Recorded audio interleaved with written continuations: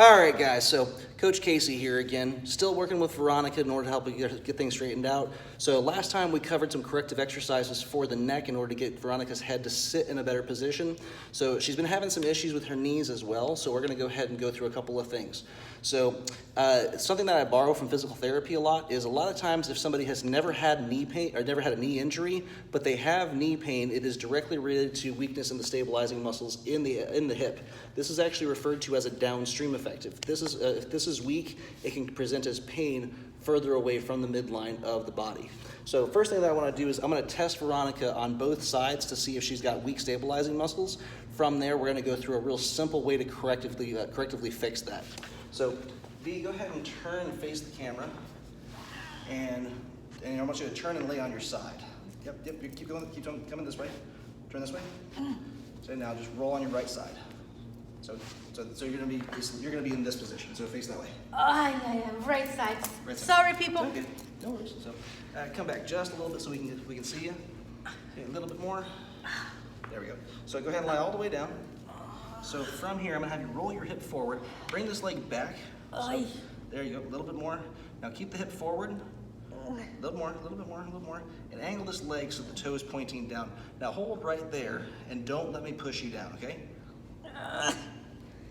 Okay, so you all right? Okay, so I'm not going to do that again. I just wanted to demonstrate that. So, all right, so turn so that you're still facing forward and go on to your other side.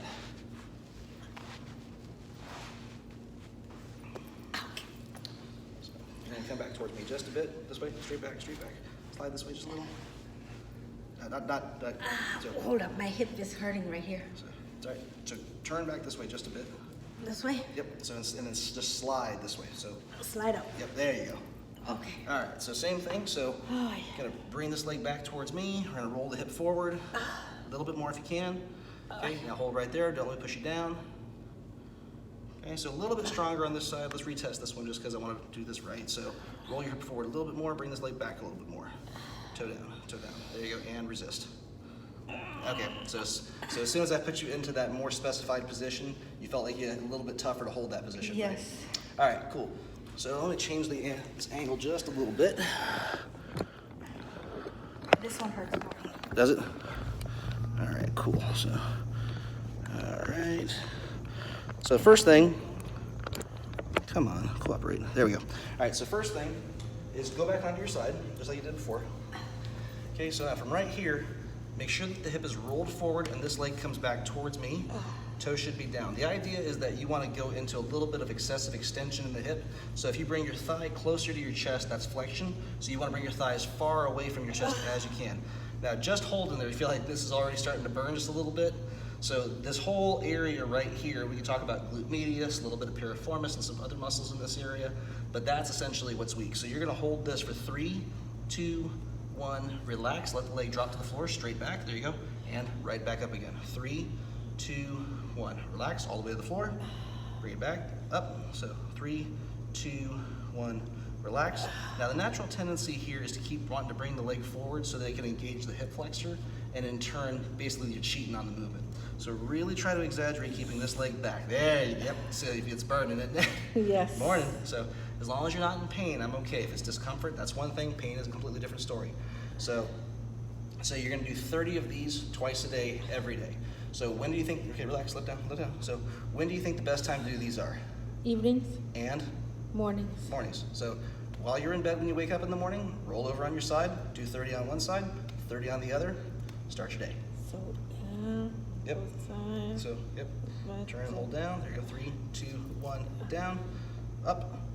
3, 2, 1, down, up. You got it. So, all right. So that's part one. Part two. Go ahead and grab a seat on the box. Bring the camera a little bit closer so everybody at home can see, so you can get a better view. So, all right. So the second one is just go ahead and have a seat. So anytime that you sit down, guess what you have to do? You have to squat, right? So every time you sit into a chair, you're going to squat. So what we want to do is we want to mimic the squat position as much as possible. And when you squat, your knees tend to want to collapse inward. This is usually also a good indicator that there's something going on with that same area. So because we want to be real specific on what we're strengthening here, we're going to simulate you being in a moderately deep squat position, and we're going to go ahead and add the resistance band to this. So go ahead and bring both feet into the band. There you go. So this is a fairly weak level of band, so it's going to have a lot of give and a lot of stretch to it. So try to avoid letting it bunch because it can kind of aggravate the skin a little bit. And you're not allergic to latex, right? No. Right? Okay, cool. So bring this up just above the knees. Oops. And it's bunching. I don't want bunching. Stop bunching. Big guys. Yep. So me too. So finding a pair of jeans that fits is very difficult. So. It makes me for me too. All right. So widen your stance so that you're about shoulder width. Toes should be in straight ahead. So the reason why we want the toes either slightly in and pigeon-toed or straight ahead is when you start to turn the toes out, it again starts to engage the hip flexor, and we want to really target this area that's right on the lateral side of the hip. Let me get a better angle here. Come on. All right. Looks like it's really starting to aggravate me now. There we go. All right, so from right there, sit up nice and straight, belly tight, hands off there. Ooh, you have tight hamstrings, don't you? Oh my God, it hurts. How do I know that you have tight hamstrings? Just the way you say it. So, all right. So feet might be a little bit too far apart. Bring them in just a tad. Too much. Bring them back out just a little bit. There you go. Now from right there, keep your feet flat on the floor, but I want you to shove your knees out as far as you can go, but keep your feet completely flat. So it feels awkward, doesn't it? So 3, 2, 1, relax and push. So 3, 2, 1, relax and push. So that's all this area is all interconnected. So 2, 1, relax. This is already starting to burn. Amazing, isn't it? So, all right, give me about 2 more. 3, 2, 1, relax. And again, 3, 2, 1, relax. So, all right, so any questions on these particular movements? All right, cool. So, all right, guys, we'll see you tomorrow.